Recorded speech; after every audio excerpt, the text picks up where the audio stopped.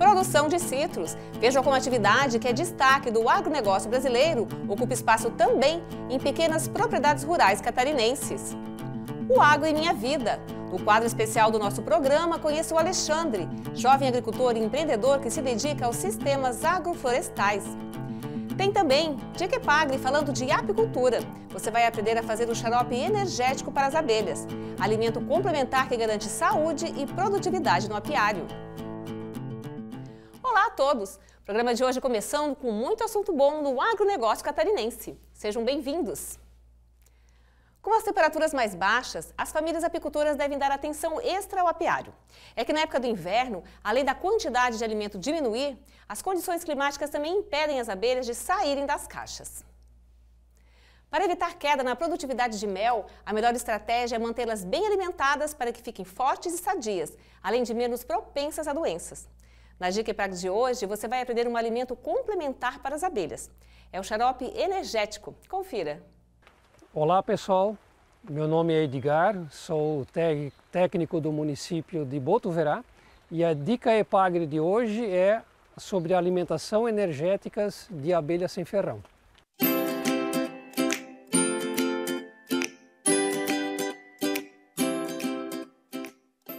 Nós estamos próximo ao inverno, que é um período muito frio e de muita chuva, e que na natureza as abelhas não vão encontrar néctar.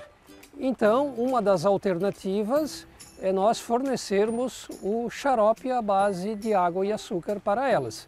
Então, em seguida, nós vamos ver como podemos preparar essa receita. Então, agora nós vamos preparar o alimento energético, que é um xarope à base de água e açúcar. Para isso, nós vamos precisar de 1 litro de água potável, 1 quilo de açúcar cristal e o suco de 2 limões, que vai dar aproximadamente 50 ml. Então, o primeiro passo é ferver a água para garantir a sanitização dela. Então, vamos lá?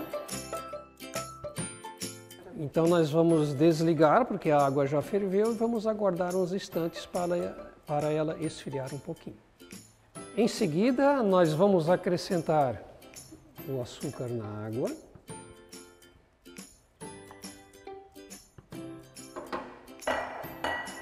Vamos acender o fogo novamente, em fogo baixo, e vamos misturar o açúcar na água enquanto ela vai aquecendo.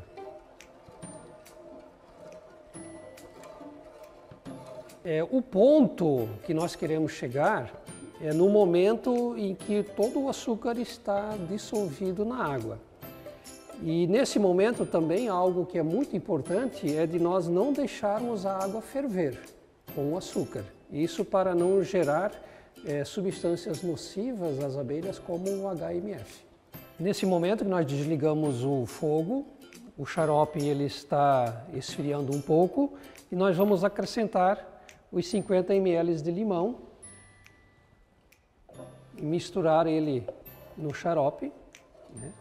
A importância de nós aquecermos a água ao misturar o açúcar e acrescentar o suco de limão auxilia na transformação do açúcar na forma de frutose para o açúcar na forma de glicose.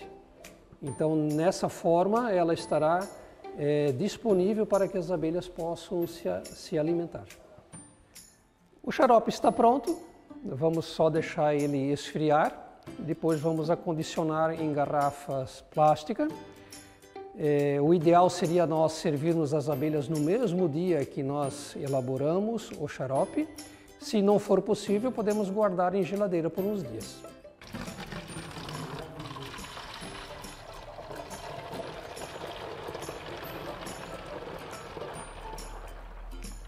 Então, a recomendação é alimentar as abelhas 2 vezes por semana, agora no período de inverno, de 100 a 300 ml para abelhas de porte grande e de 10 a 30 ml para abelhas de porte pequeno.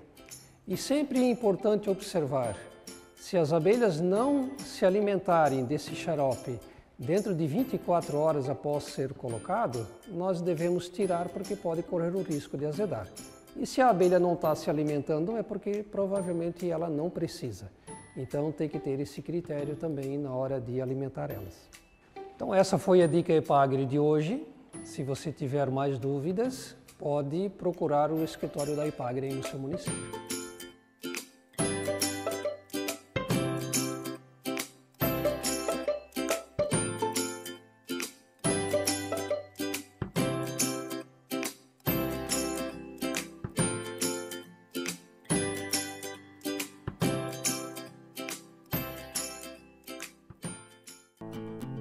No próximo bloco, agroflorestas. Veja como esse sistema de produção busca o equilíbrio entre cultivar alimentos e preservar a natureza.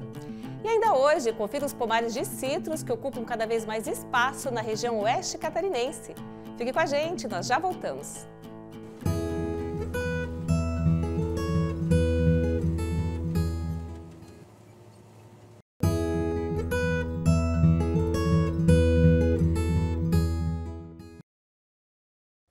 A produção de laranja é uma das mais importantes culturas agrícolas do Brasil. Em Santa Catarina, a citricultura também ganha destaque em pequenas propriedades rurais. Com tecnologia e inovação, os produtores conseguem altas produtividades e competitividade no mercado. Nossa equipe esteve no oeste catarinense, na região de Concórdia, e foi conferir os bons resultados no campo.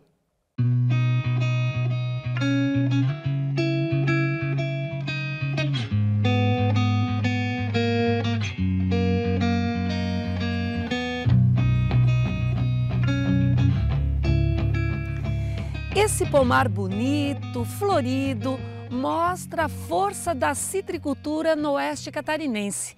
A região é uma das maiores produtoras de citros de Santa Catarina. Nós vamos conhecer uma história de sucesso na atividade. Então, a citricultura veio na propriedade foi no ano de 2006. Que é onde a propriedade tinha que passar por uma transformação que a suinicultura e o leite já não estava dando mais aquela rentabilidade para a propriedade. Então começou a cair a renda da propriedade. E nós tínhamos que, sentando com os pais na época, nós tínhamos que tentar desenvolver uma outra atividade dentro da propriedade, que é uma propriedade pequena, com mão de obra familiar.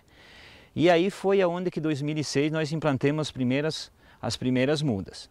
E hoje eu estou abrindo mais áreas e colocando mais fruticultura, que eu vejo que hoje para o pequeno produtor como nós, para se manter na propriedade hoje, é você agregar o valor do teu produto que você tem na tua propriedade. E eu vi que foi aonde que nós deslanchemos através disso. Hoje o total é 2.800 plantas hoje. A laranja do cedo, ela já começou e ela já terminou, né? A do cedo ao precoce, que foi a colheita foi no mês de abril e maio, junho. Agora eu terminei a Lanelate, né, com uma laranja de umbigo que foi para o mercado. E agora nós estamos entrando com a colheita da laranja do tarde, que é a laranja folha murcha. Então dá para ver aqui que ela está com a flor e está com a laranja ainda.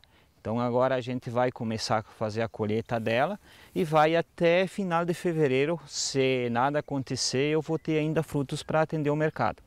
Você colhe frutos praticamente o ano inteiro? Sim. Na verdade eu fico ali na faixa de uns 60 a 90 dias sem fruto, porque são qualidades precoces e são qualidades tardias.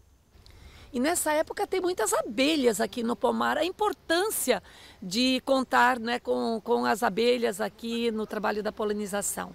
Sim, nós temos umas 10 colmeias, né, que é para você ter quando que a flor da laranja floresce. Então para ela fazer a polinização você precisa ter essas abelhas que é fundamental para ter os frutos. Isso significa boas colheitas lá na frente. Isso, para o ano que vem com certeza vai dar uma boa colheita.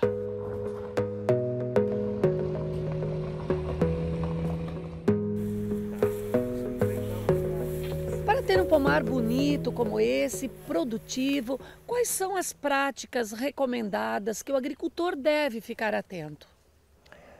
Então, quando ele faz um pomar, que ele quer uma boa produção, é bom ele estar sempre atento à questão da adubação. Para isso, é importante que ele faça uma boa análise de solo, uma boa análise foliar e procure uma assistência técnica para fazer uma interpretação da análise adequada, né? Para poder escalonar a adubação conforme a planta exige, né? Isso é uma coisa importante.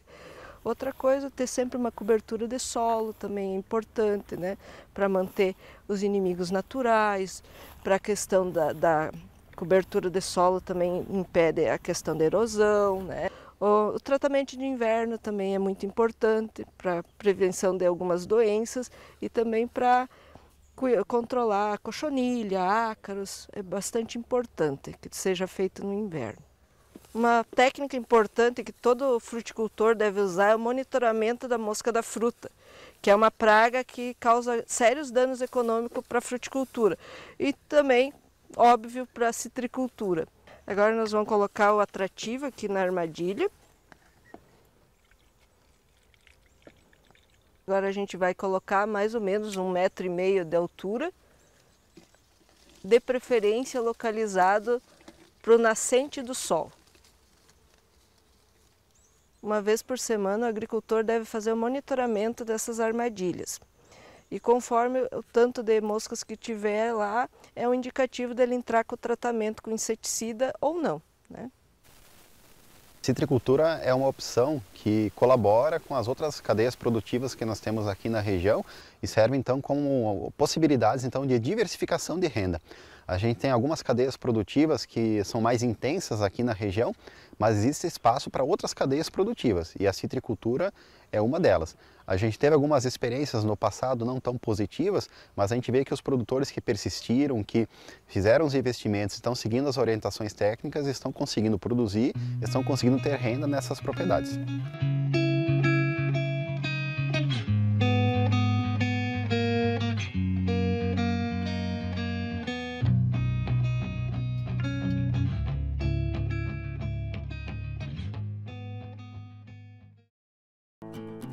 A seguir, sistemas agroflorestais. O consórcio de culturas agrícolas com plantio de árvores é um dos caminhos para a sustentabilidade na produção agrícola.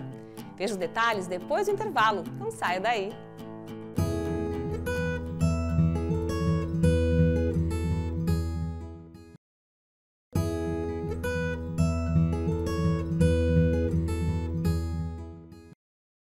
Um sistema de plantio de alimentos que é sustentável e que também promove a regeneração vegetal e do solo.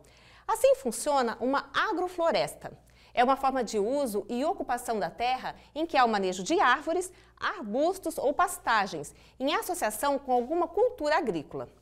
Quem vai explicar o sistema agroflorestal de produção é um jovem agricultor de Joinville, norte catarinense. Ele adotou como filosofia de vida e objetivo profissional a sustentabilidade no meio rural. Por isso, ele é o nosso personagem no quadro O Agro e Minha Vida.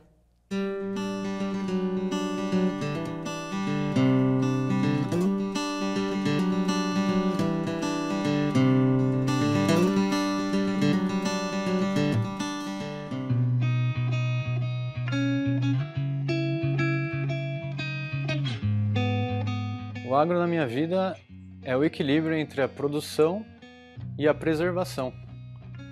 Eu acho que se esses dois pontos estiverem unidos, a gente tem um futuro pela frente. A gente tem como impactar a sociedade de maneira positiva sem ter que destruir a natureza. Meu nome é Alexandre Reich, eu tenho 36 anos, eu sou engenheiro agrônomo e produtor rural. O foco da nossa propriedade são os sistemas agroflorestais. Nós estamos inseridos no município de Joinville, Santa Catarina, na comunidade do Rio do Júlio. Os sistemas agroflorestais são uma maneira de a gente misturar os sistemas agrícolas com a natureza, basicamente. Então, como a gente vai colocar as plantas cultiváveis dos sistemas agrícolas dentro da floresta, ou como a gente vai ter árvores dentro dos sistemas agrícolas, e como casar esses dois sistemas, digamos, ou esses dois mundos diferentes que podem ser perfeitamente integrados, né? Um dos grandes benefícios dos sistemas agroflorestais é simular o ambiente de origem da planta, ou seja, no ecossistema de onde ela é original, se é dentro de uma floresta, ou dentro de uma savana, ou dentro de um cerrado,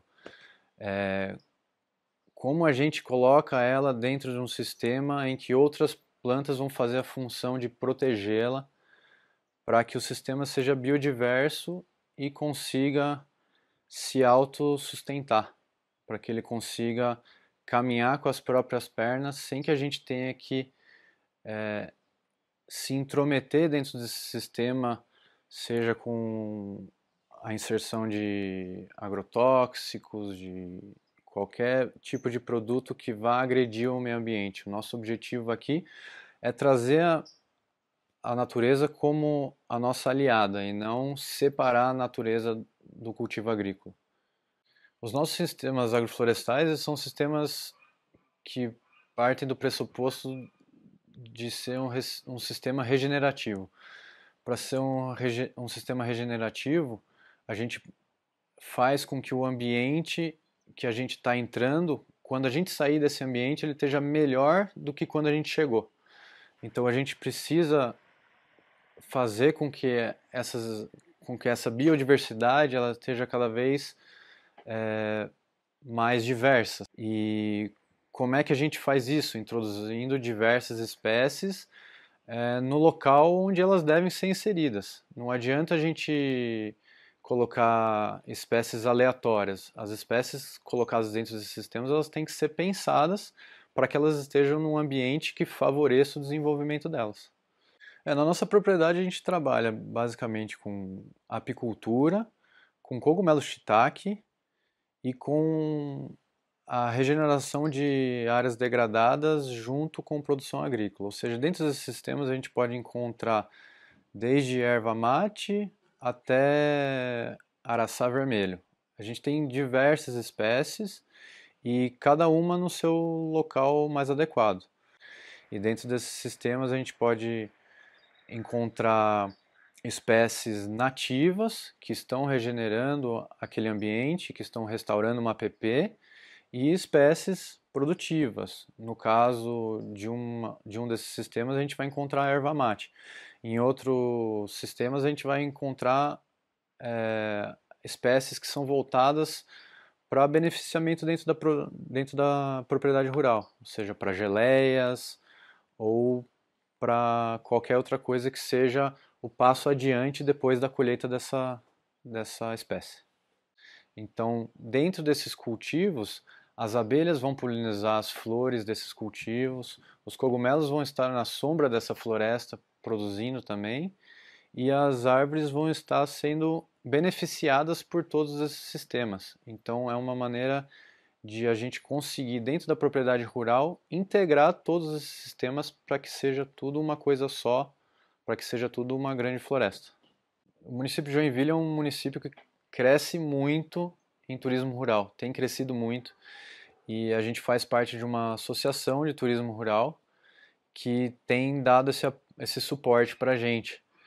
Enxergando isso, a gente quis trazer uma maneira para que o turista possa ouvir da gente essa história que a gente está contando. O turista que vem aqui, além de ele escutar a história da casa, a história da propriedade, ele também vai estar caminhando pelos cultivos, ele vai entender o que são sistemas agroflorestais, o que é apicultura, o que é a produção de cogumelos. E a gente, estando aqui, a gente pode contar para ele com muito mais propriedade o que significa tudo isso. Eu sou o Alexandre e tudo isso que eu contei para vocês é o que o agro representa na minha vida.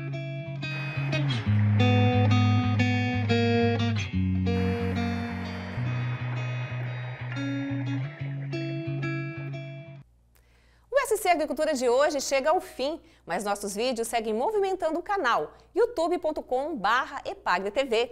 As contas oficiais da Epagre também te deixam atualizado sobre tudo que é notícia no agronegócio catarinense. Semana que vem tem mais. Obrigada por estar com a gente. Até lá!